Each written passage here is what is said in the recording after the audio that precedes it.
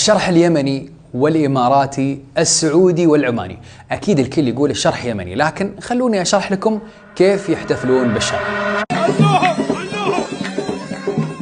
الشرح هو فن عربي أصيل على أنغام المزمار والمرواس والدفوف، ويقوم اثنان بالاستعراض معا ممسكين بإيدين بعض بحركة دائرية أو مستقيمة مع إيقاع المزمار وحركة القدمين، وفي شرط غريب وهو أنه لازم تكون حافي وأتوقع لكي تسهل حركة القدمين.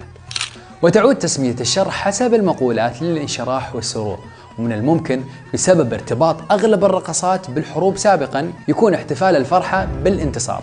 ولا أحد يعرف التاريخ الحقيقي لنشوء هذا الفن المنتشر بالجزيرة العربية، ويؤدى من القبائل في مختلف المناطق باليمن والسعودية وعمان والإمارات. والحين لازم أسأل، هل انتشار الشرح بالجزيرة العربية هو بسبب انتشار القبائل اليمنية منذ زمن بعيد، أم هذا الفن فن عربي قديم توارثته القبائل واحترف أبناء اليمن؟ والله يحفظ اليمن والخليج العربي.